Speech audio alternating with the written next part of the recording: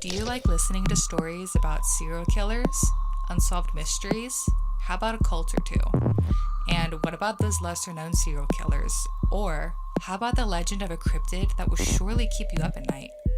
And I know you'll love a good conspiracy theory, because who doesn't? Join me, Kayla, as my co-host Lexi and I tell you stories that will keep you coming back for more on our show, A Little Wicked. You can find A Little Wicked on Spotify, Apple, and anywhere else you can find podcasts. Check out our website, alittlewickedpodcast.webador.com, and our Twitter, Facebook, and Instagram, all under, you guessed it, A Little Wicked. We can't wait to tell you our stories. Darkcast Network, the light shines brightest on our indie podcasts.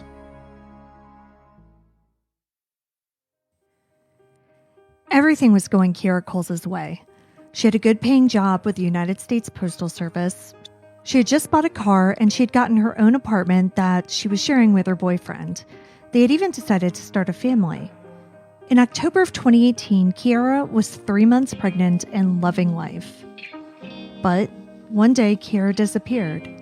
What followed was an investigation that offered up more questions than answers, including a last sighting that may not have been the last time she was seen at all. Kierra's family is still searching for her and her unborn child, and they are asking for her story to be told. When a person goes missing, there's a special kind of pain in the not knowing. I want to tell you the stories of those who never came home. I want to tell you the story of Kierra Coles. I'm Kona Gallagher. And I'm Ethan Flick. And this is And Then They Were Gone.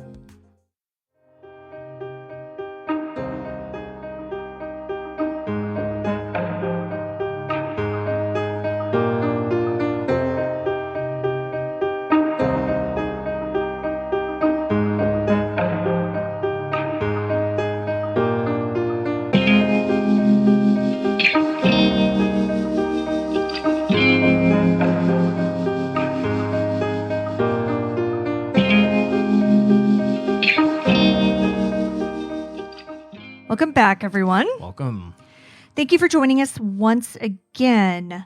Now, this week's story is so shocking because it's nearly identical to the very last episode that we did, which was an update on Akia Eggleston.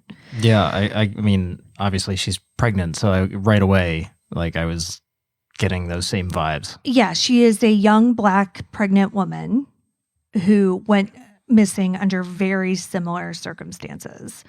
And, I wrote this, and I've been planning this episode before we got the big news about the arrest in Akia's case. Oh, really? Yeah. So, it's a complete coincidence that we were doing this episode this week. I don't believe in coincidences. But no, I'm really happy because, as soon as, the Akia news came, I was like, okay, now do Kierra. Meaning, we got an arrest there. Let's get an arrest of this one, too. Like I said, they were both young Black women. They were in their 20s. They were both pregnant. And they were both in complicated relationships and made large ATM withdrawals right before their disappearance. And in both cases, there's a pretty clear suspect who acted suspiciously after their disappearance. But before we get started, we'd like to take a quick moment to thank the lovely folks who have joined us over on Patreon. So thank you very much to Marie M., Rachel C., Madison L., Bob J., and Akira W. And I know two of them. Oh, you do? Yeah, Marie M. and Madison L.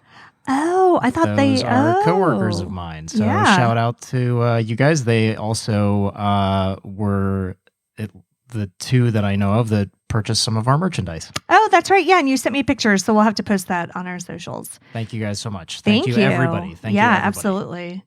And so if you would like to join us and get these episodes early and ad-free, along with Ethan's show about mental health, you can do so at patreon.com/attwgpod.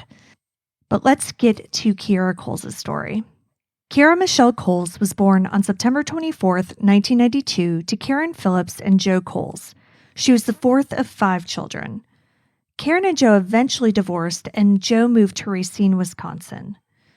Like I mentioned in the intro, Kierra had goals for her life, and they were pretty domestic.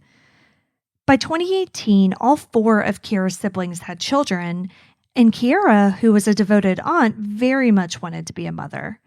But she knew she had to get things in order before she did that. So she ended up getting a job with the United States Postal Service. She bought a new car, and she got an apartment with her longtime boyfriend, Josh Simmons. The couple, who had been together for about 6 years by this point. 6 years? Yeah. Wow. So, yeah, long time. Decided that they were ready to start a family. So when Kierra found out that she was pregnant in the summer of 2018, she was thrilled. Now, her boyfriend, Josh, was a little bit older.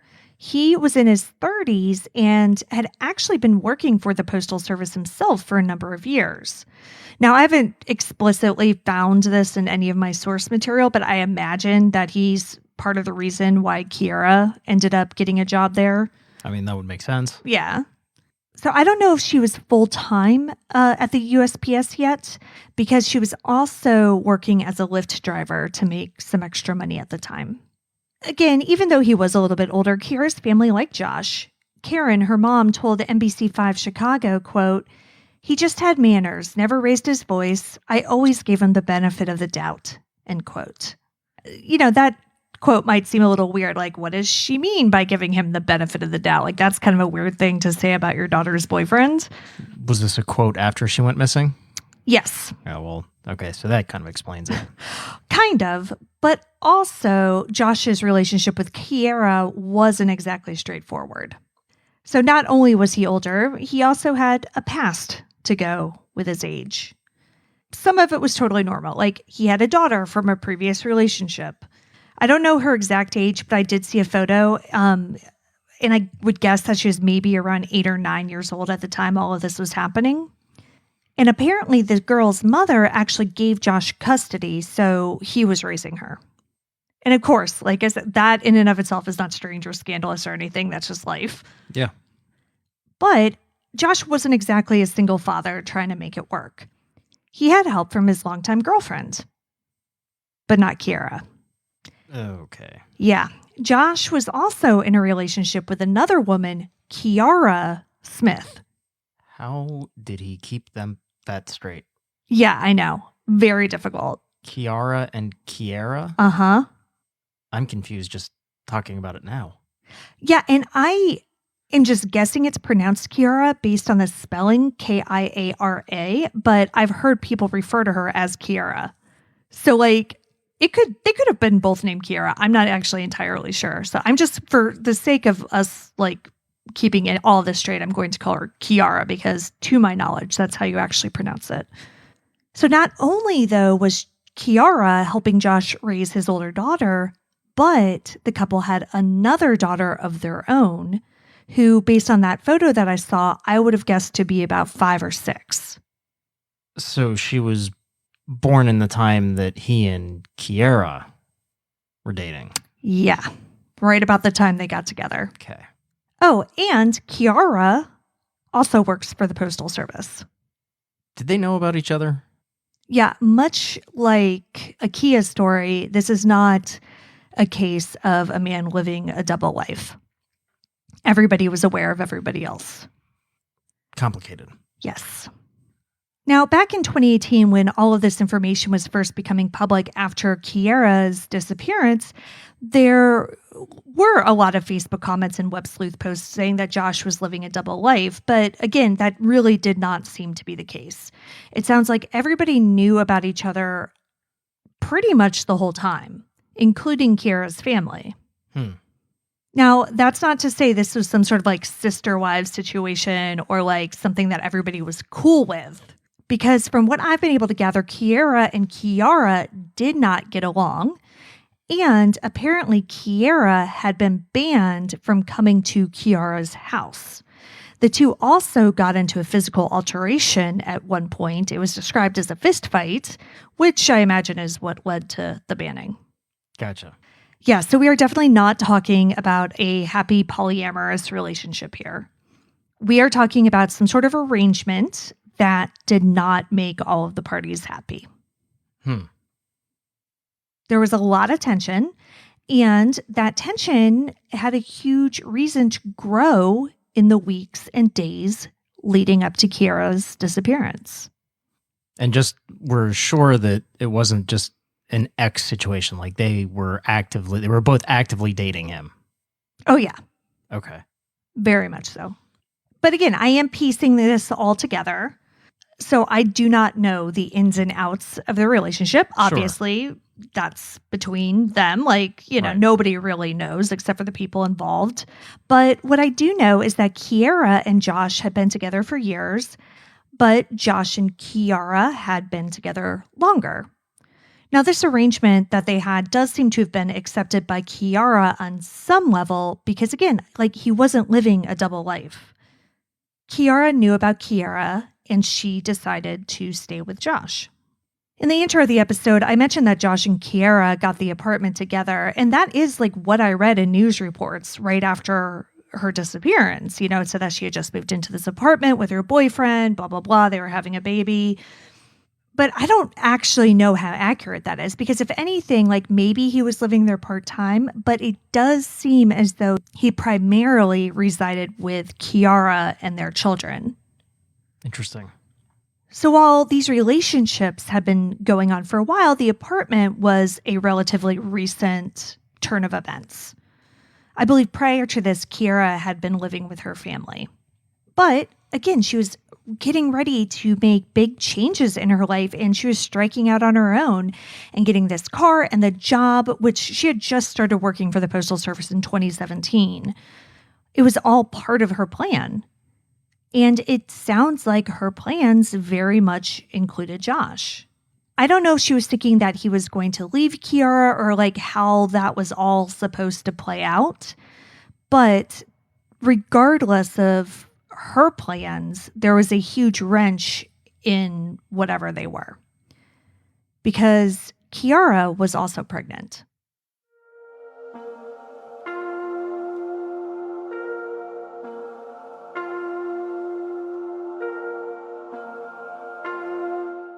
Oh.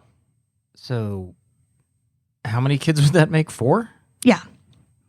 2 unborn, of course. Right, But, yes. okay. Just trying to keep it all straight. Yeah. So Kierra and Josh had been raising Josh's daughter from a previous relationship. They had their own daughter, and then Kierra and Kierra were pregnant with Josh's baby at the same time in 2018 when this was all happening. Wow. I don't know how far along Kierra was at that time. I just knew they were both pregnant at the same time. So I don't know if Kierra knew about this. I don't know the timing of all of that. And I'm not entirely sure how long Kierra herself had known that she was pregnant because she was actually pretty early on in her pregnancy. News reports differ. She says she was about 2 to 3 months pregnant. Her mother, Karen, said that she had spoken to her daughter the week before she went missing, and she was excited because she had just heard her baby's heartbeat for the first time. And typically that happens at your very first prenatal appointment. Again, it is, of course, possible that it didn't for some reason, or that Kierra had taken a home test as much as like a month or so prior because, it can be really hard to get that first prenatal appointment. Yeah. And sometimes make you wait a long time. So she could have known that she was pregnant for quite a while before she actually got to the doctor for the first time. We don't know that exact timeline. But again, regardless, she was only 2 to 3 months pregnant. And the exact timeline is definitely something that's missing in this case. In fact, the day she was last seen has been misreported for years. Really? Yeah. Early reports stated that Kierra was last seen in person on Tuesday, October 2nd, 2018. She was the type of person who was always in contact with her family and generally very easy to reach. She was also extremely active on social media, especially Snapchat and Instagram. And it wasn't just posting. She used the messenger functions on all the social media apps like constantly. So like that's how she communicated with a lot of her friends and things like that. So on October 2nd, Kierra was hanging out with a friend, but then had to leave to go to a WIC appointment. And for those of you who may not know, WIC is... Were you going to answer that based on my look? Because I was about to ask what a WIC appointment was. Well, yeah, I did see your look, but then I realized, I'm like, yeah, because we do. Hey, listen, we've got international listeners, so I'm sure they wouldn't know. I mean, I'm a domestic listener, and I don't know what WIC is. WIC is basically, it's like part of it is like food stamps and things like that, but it's more than that. The WIC part of it specifically is for women with children. Oh. And so they provide, again, like prenatal care. They provide classes. They provide all sorts of, help for pregnant women and women who have given birth. Gotcha. But it is like a government program. Sure. I haven't been able to find out if she made it to that appointment or not, but Karen said that she spoke to Kierra on the phone that day and everything seemed to be fine. But then she tried to call Kierra the next day on October 3rd, but couldn't reach her. And she continued to try to call, but her calls started going straight to voicemail. And at first, she just assumed that Kierra's phone was dead. But when she still couldn't get in touch with her that evening, she began to worry. Because it's one thing for Kierra to let her phone die, but she wouldn't let it stay dead. Yeah, I feel like nobody does. Well, exactly. Anymore. Yeah. Yeah. So it's like, yeah, okay, you can't reach her for a while. In a few hours, you should be able to get in touch with her. On October 4th, the next day, she called police and asked them to do a welfare check. Kierra's sister then also contacted Josh to see if he had heard from her or knew where she was or what was going on. Police arrived at Kierra's apartment on October 4th, but no one was home. However, Kierra's car was parked out front, though I don't think the police would have necessarily known that because this is Chicago. Her car was just parked on the street out front. So it's not like it was in a driveway or a reserved parking space or anything like that. Right. And I don't even know if at that point they knew what kind of car she drove or anything like that. Yeah, they might not have had that information on the initial report if it was just a welfare check. Yeah. It sounds like once they found out that she wasn't home, then her family went over and her family saw the car. Right. And do we know what Josh had said to her sister? No, they never said specifically, but I mean, I don't think he said that he had seen her. I don't think he had I don't think story or anything. I don't think he gave her any information.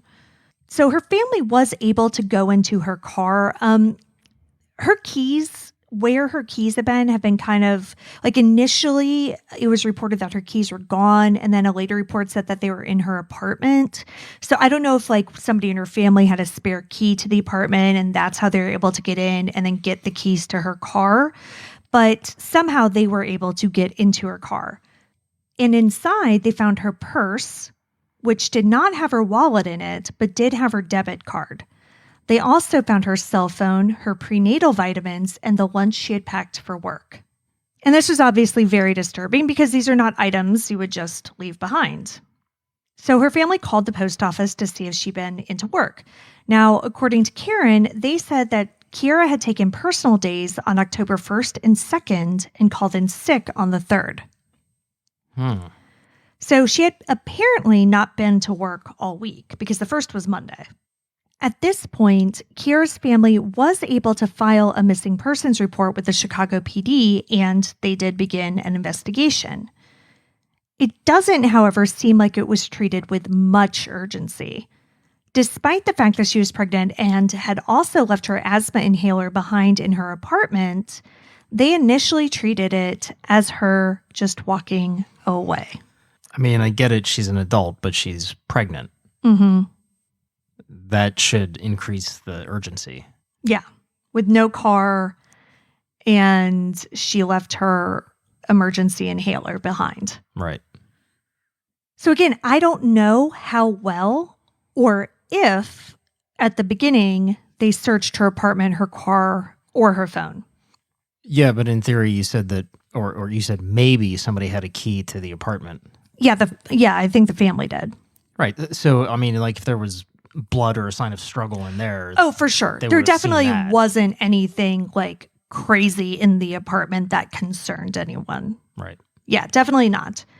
But, what I do find concerning in terms of the integrity of the investigation and any potential evidence is that I saw news clips of her family handling the items that they found in the car and showing them to reporters.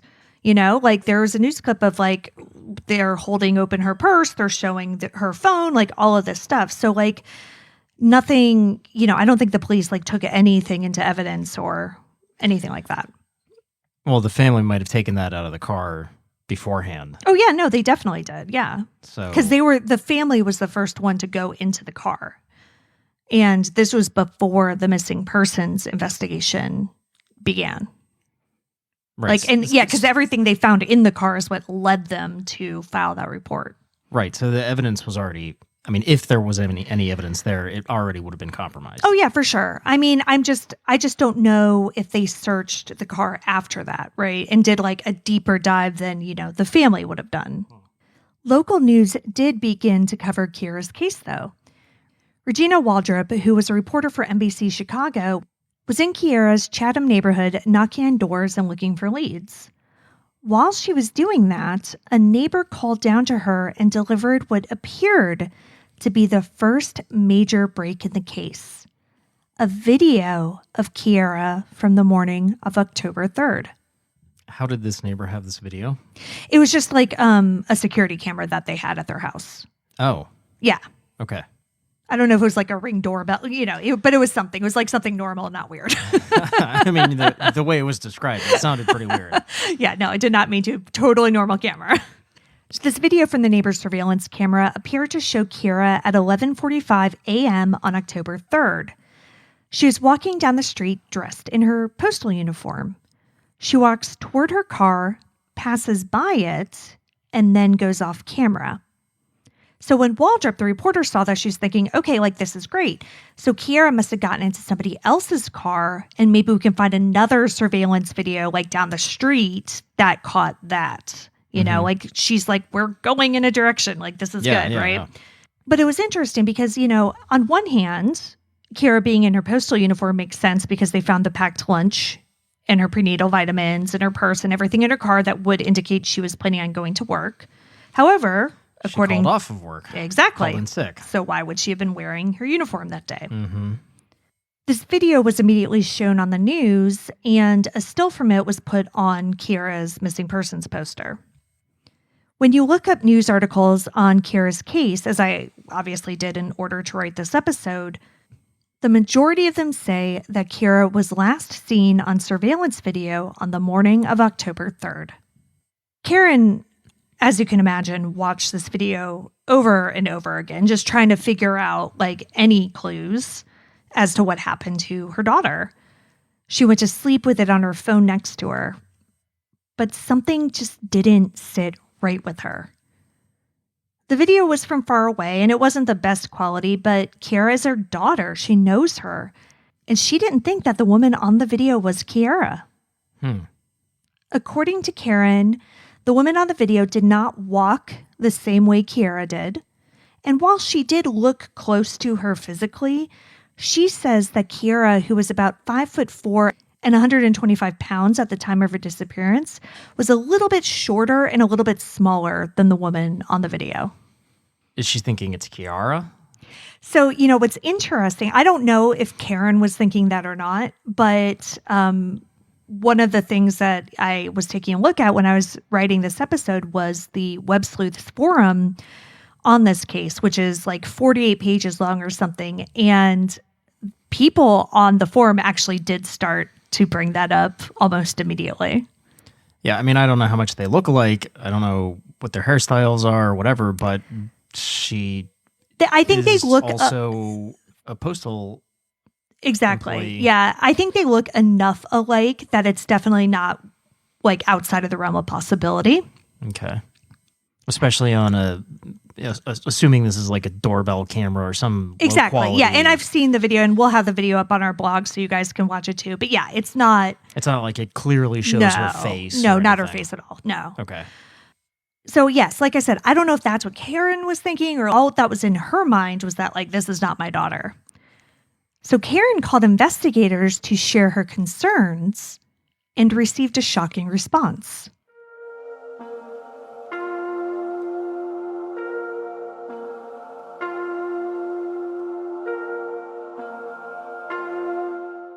They told her that they knew it wasn't Kierra on the video, but told Karen not to tell anyone that it wasn't her. Because it's generating interest in the case?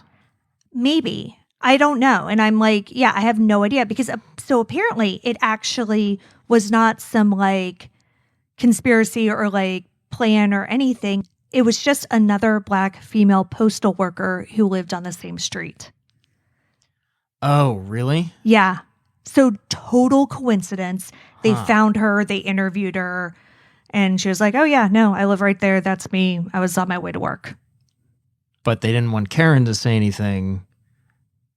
And I would assume it's because it's getting media attention and it's getting interest in the case. Yeah, I mean, I guess. Like, I don't know. Why else would you say that? Well, no, and that's, I don't know. I mean, it's so interesting to me. And Karen was obviously taken aback by this, but, you know, she was also a mother desperate to find her daughter. So, like, she kept quiet. She did what they said because she was afraid of messing the case up. And so, yeah, I don't know why. I mean, to me, like, that does make sense that it is generating interest. It's, you know, helping. Right. And if you come out and say, well, that wasn't actually her, and then they run a news report on that, then they're left with nobody knows when the last time was that she was seen. So, but like, it seems also dangerous to me that like, there's just that wrong information out there because like, what if something happened to her on October 2nd, the day before this? And somebody saw something, but they're like, well, she was seen on October 3rd. So whatever I saw on the 2nd doesn't matter. Yeah. I mean, I see that point also, but I also see using that footage to gain more interest in the case publicly. But you're right. I see your point as well. I don't know. It's all hypothetical. What I was saying was just a guess on why they would say something like that. No, I know. But because they have not given that reasoning publicly at all. And I'll get to that a little bit later. So Karen did keep the information to herself for the most part. I mean, she like told, again, the rest of the family and things like that. So like the people who are close to them, who were close to Karen, knew that that wasn't her, but it's not something that they went public with. So again, to this day, you know, in early 2022, most of the news articles like have still not been corrected. They still say she was last seen on video October 3rd. So the family kept searching, and when days turned into weeks with no sign of Kierra, her father, Joseph Coles, quit his job in Racine and traveled down to Chicago to aid in the search. For a time, he lived in his car, which he parked in front of Kierra's apartment building, and spent his days handing out flyers and searching abandoned buildings himself. Wow. Yeah, like breaking down like plywood over the windows and like going in. Because his theory was that she was being held somewhere. Okay. Since the family knew that Kierra was not on that surveillance footage from October 3rd, they took it upon themselves to call the post office where she worked to see if they could get more information about why she called into work that day. They didn't find out much, but they were able to speak with the person who said that they took the call, and they said that it was Kierra on the other end of the phone. And this is on the 3rd? Yes. Okay. Like the morning of the 3rd. Yeah. But we don't have any publicly available information like cell phone records to back that up. I mean, we don't know if that call came from Kierra's cell phone or not. So, like, personally, I'm not convinced that it was her. Right, but we have her phone, right? Not we. The police have her phone. Yeah, I mean, the family had it, so I'm assuming, yes, that they gave it to the police. Yeah, so one would assume that the police ran the phone records and everything, so... Although you could do that without the actual physical phone, but yeah, exactly. Regardless. Yeah. So, I'm sure they did all that. They just have been pretty tight-lipped about aspects like that. Interestingly, one thing that I learned is that though most postal employees do use the traditional voice option to call in sick, there's also an automated way to do it in which you just use your keypad and type in your employee ID. Dude, I want that. I know. So you don't actually have to like talk to anyone. Yes. I know. Isn't that the best? Yeah. It's terrible. I remember so one of the first podcasts I ever listened to like 15 years ago was Kevin Smith's podcast, and his dad was a postal worker. And he used to talk about like how he would always get like him or like his wife or somebody to call in for him. He never wanted to do it himself. And he would call in like all the time because he hated his job so much. Now, with the USPS, you can also choose when you're making these calls what type of leave you're taking. So either annual, sick, or unpaid leave. And we don't know which one Kierra chose. I don't know if that's relevant. I don't know at all. I just think that it would be interesting, again, to have more information on this. By October 18th, the U.S. Postal Inspection Service joined the Chicago PD and launched a joint investigation into Kierra's disappearance. Prior to this, the employees of the post office where she worked had been assisting with handing out flyers and things of that nature. Mac Julian, a member of the letter carriers union, told reporters, quote, "We're not going to sit idly by and we're not going to rest until we find our sister," end quote. And I guess maybe we should take a brief second because I'm sure international people don't know this, and I'm sure a lot of Americans don't know this, but the United States Postal Service does have an investigative agency. And are they actual police officers? Are they federal law enforcement? Yep. They have guns and stuff, right? Oh, yeah. Yeah. Because I remember there was an incident at a post office near us, and there's a shooting, and one of the federal postal inspectors shot somebody, right? Yeah. I mean, I don't remember the particulars of that case, but sure. Postal inspectors are a real thing, and it's actually quite a coveted position within federal law enforcement. Mostly because it's easy. Yeah, but it is real. So again, that just might be confusing when you're in the postal, they're helping with the investigation. It's no, that's a real thing. Yeah, no, they're legitimate investigators. Yeah. They go to, criminal investigative school. It's a whole thing. Yeah. And most of the time that's not an entry level position. Right. It's actually a pretty difficult job to get. Yeah. So just to kind of clear that up. On October 19th, Chicago police officially said that they suspected foul play in Kierra's disappearance, telling the Associated Press, quote, "Based on the length of time of Kierra Coles' disappearance and the fact that she has fallen off the grid, police suspect possible foul play," end quote. The community held searches for Kierra, but there's absolutely no sign of the missing woman. Okay, but let's get back really quick to this video surveillance, that October 3rd video. After keeping the fact that it wasn't her daughter on that video to herself for years, Karen started giving interviews in February of 2021 and told reporters that it was not her daughter. In an interview with NBC5 Chicago, Karen said, quote, "Now I have nothing to lose. I mean, it's been 2 years and you, investigators, have came up with nothing," end quote. Yeah, I mean, I don't blame her. Like I said, the initial sound of it sounded like they were trying to use it to bring attention to the case because it was getting media attention with that video. But yeah, it's a couple of years. Exactly. What's the purpose of holding that information back? And to her credit, that interview, I mean, it led to a new round of news articles about Kierra's disappearance. Yeah. So even though to our knowledge, there is no video of Kierra Coles on October 3rd, 2018, there is video of her from the night before, on Tuesday, October 2nd. Karen told NBC5 that another neighbor showed her a video of Kierra and Josh leaving her apartment together on October 2nd and then driving off in separate cars. Now, the neighbor did also turn this footage over to police, so this isn't something that just Karen had or anything like that. Right. Detectives told Karen that evening, Kierra had gone to an ATM and withdrawn $400 from her account and handed it over to Josh.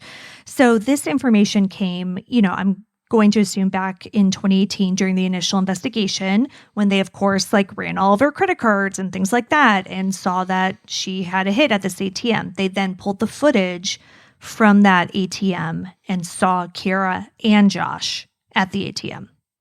So that's where we're getting that information. Okay. And that part, which I had never heard about, because I've been pretty familiar with this case, not all of the details, but that part really got to me. Because again, the ATM withdrawal, the boyfriend, it just made me think of IKEA. Yeah. Kierra was a young woman who had gotten pregnant by an older man who was already in a relationship with another woman and had kids with her. She was last seen withdrawing money from different ATMs before seemingly disappearing into thin air, just like Kierra. And unfortunately, that's not where the similarities stop. In Kierra's case, her boyfriend, Michael, didn't join any searches for the mother of his child. He didn't hand out flyers, he didn't talk to press or the family, and he eventually left the state. Josh Simmons did the exact same thing. Really? Yeah. With Kierra? Uh-huh. Like Michael, Josh was interviewed by police early on, but that was it. He never assisted in any searches for Kierra, nor did he speak publicly about her. Then, soon after her disappearance, he and Kierra both quit their jobs at the Postal Service and moved out of state. In their case, to Louisiana. While Kierra's case did get a ton of attention in the beginning, it just kind of dropped off, as any case does when it doesn't get solved. Though police said that they had 2 to 3 persons of interest in early 2019, the investigation pretty much died after that. With no real leads and no arrests, Chicago PD classified the case as suspended in July of 2020. What does that mean? That means that basically they're not investigating it anymore. It's not closed because she hasn't been found, but it's basically like, unless we get something big, nobody's working on this. Oh, and Karen says that detectives won't call her back. Well, there's probably not a detective assigned. She can't get anybody to call her back. I don't understand the need for that classification. I mean, why? Maybe it was their way of saying stop calling me because we're not doing anything about it. But why wouldn't you at least transfer it over to a cold case detective? And I get it that there might not be any new leads or whatever, but at least you've got somebody assigned to it. Well, yeah. And my sincere hope right now is that Chicago PD looks at, again, Kierra Eggleston's case, right? Because that case went cold. Baltimore PD was doing nothing with that case for years. And it wasn't until the last 6 months, and Marilyn Mosby even said that in the press conference, right, that it was the last 6 months that they decided to start working on this, although she, tried to paint that in a rah-rah Baltimore PD kind of way. Sure. But 6 months that they decided to start working on this. And what did they do? They re-interviewed Michael Robinson. They re-interviewed Michael Robinson's girlfriend. They re-interviewed his brother. They re-interviewed all of these people who were there, who knew these people, who knew the players involved, who knew the circumstances, who knew the relationships. And they started finding things out, and they started finding out information that allowed them to build a case. Part of what led to an arrest in Kierra's case, and again, I know we're talking a lot about Kierra, and this was not the plan when I wrote this episode. I only mentioned her briefly, but then again, we had an arrest right before we recorded this. So, I think it's just very important to talk about, because that's what happened when you keep the pressure on these cases. This is what happens when you talk about them. Yes. And, these investigative agencies realize that they can't just let it go, that people aren't going to just let it go, Right. And I'm dumbfounded by the fact that they listed the case as suspended instead of just saying we're giving it to a cold case detective.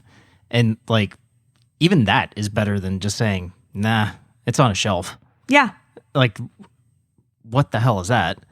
But more importantly, people need to keep the pressure up on missing persons cases.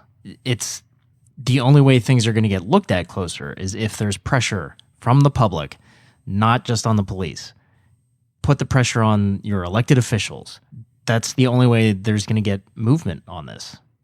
Yeah. And, a lot of the case against Michael Robinson was built based on his internet usage, his Google search history, his Facebook Messenger messages, all of these things, right? They were able to get a digital trail and help build this case, along with, again, re-interviewing all of these people, because they interviewed him several more times and he was completely contradicting himself in every interview. And again, I'm not trying to say that Josh Simmons is guilty. I do not know. However, he needs to be looked at. He needs to be talked to. His associates need to be talked to.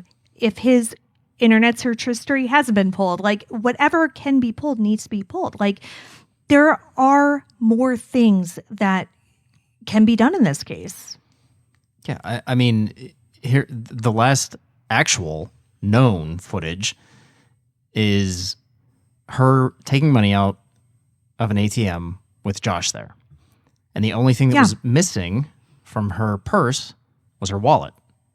Right. So her debit card was there, interestingly, although I don't know if that's the same debit card, because like I have more than one debit card. Sure. So I have no idea it's the same debit card. But yes, you're right. Her wallet, cash, missing. And the last known person to see her was Josh. Mm-hmm.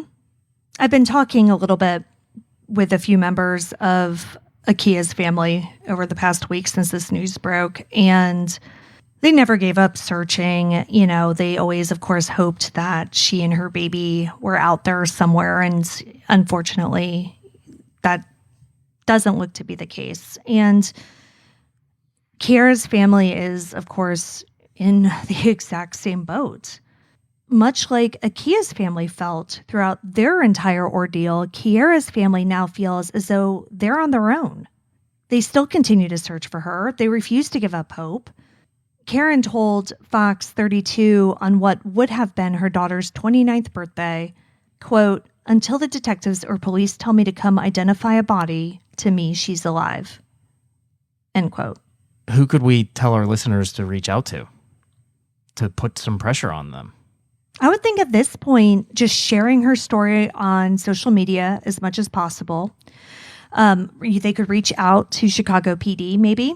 I don't know how receptive the actual police department would be. Well, no, I don't think so either. I don't think they're going to be receptive at all. But, I mean, maybe if you publicly kind of put them on blast a little bit. Again, I think the more that people just talk about it, the more that it remains part of the societal conversation, the more possibility we have of getting movement on this. Because, you know, again, that's what we saw with Akia. She was featured in the Black and Missing Foundation documentary on HBO. She was featured in People magazine. And Kierra has also gotten a good amount of coverage. But, again, cases get colder and colder. Coverage goes down and down and down. And in her case, it's been over 3 years.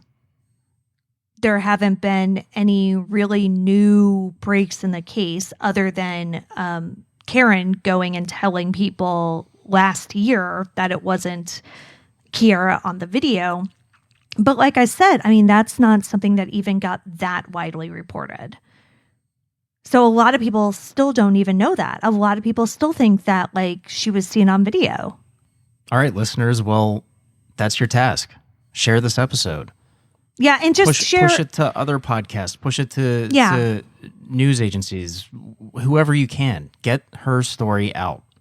Yeah, and, you know, again, so we'll share stuff on our socials and everything, of course, in our website. You know, we're going to be sharing this episode. Get her poster, share it, you know, any true crime groups that you're in on like Facebook or whatever. Like, share, just keep it alive, because this one, there's just so much more that it seems that there could be done on this case. And, you know, Chicago PD, again, suspended it. So it's not even me just saying, oh, they're not doing anything on this case.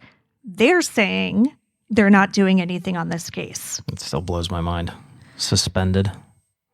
I've never even heard of that. I mean, inactive, cold, whatever, but it's suspended, meaning that it's literally just sitting on a shelf. And interestingly, like they're just being very cagey with what they have and haven't done in the case. And I get that obviously to a point, because, you know, you don't want to put your whole investigation out there. And I'm not saying that she should. Especially, you know, if that they should. If they find the body, like then it turns into a murder investigation. And if a lot of that information is out there in the public, then it could lead to problems with the prosecution. Yeah. And so I get that. However, when Karen went to the news stations and said like, hey, yeah, no, that's not my daughter on the tape. And detectives told me that wasn't my daughter on the tape. Reporters, of course, went to Chicago PD and asked them about that, and they wouldn't confirm it. They wouldn't confirm whether or not it was her on the tape. They're just like, oh, yeah, well, a couple years later, like why is that piece at that point? Exactly. They would just say, oh, we think we know what her timeline was, but wouldn't confirm that it wasn't her on the tape in 2021. See, okay, but that's another thing that doesn't make sense to me.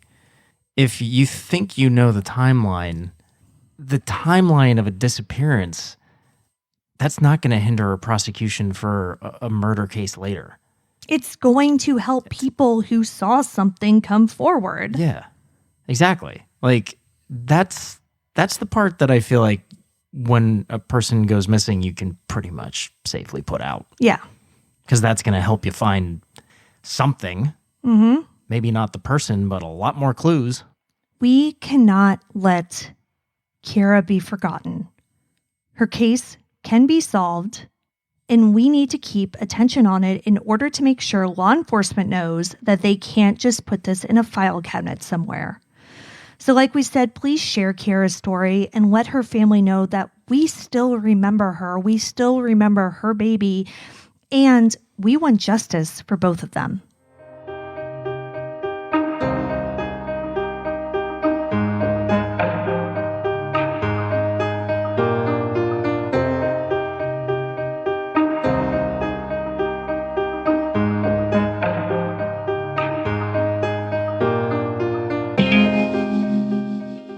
Kierra Coles has been missing from Chicago, Illinois since October 2nd, 2018. She's a Black female, and at the time of her disappearance, she was 5'4" and 125 pounds, with black hair and brown eyes. She has several tattoos, including a heart on her left hand, the phrase Lucky Libra on her back, a jaguar's head on the back of her shoulder, and words including the phrase Love My in a design on her chest, and words on her wrist. Kierra was 26 when she went missing, and she would be 29 today. Kierra's baby was due on April 23rd, 2019. Anyone who has any information on Kierra Coles' disappearance, please call the U.S. Postal Inspection Service at 877-876-2455 and provide a case identification number 269-3502-WPV, or call the Chicago Police Special Victims Unit at 312-747-8274. You can see all of the sources for this episode along with photos and videos at our website, andthentheyweregone.com. And be sure to follow us on social, and Then They Were Gone Pod on Facebook and at ATTWG Pod on Instagram, TikTok, and Twitter. If you like what we're doing, please subscribe and consider leaving a 5-star review on Apple Podcasts. That will help new listeners find us. And the more people that listen, the more chances we have of bringing someone home. And we'll see you here next week for a brand new episode. See you next week. And Then They Were Gone is hosted by Kona Gallagher and Ethan Flick. All research, writing, and editing is done by Kona Gallagher. Theme music is The Stork by Ketsa. Additional music is provided by Kai Engel. And Then They Were Gone is a Little Monster production. Hey, you can do it!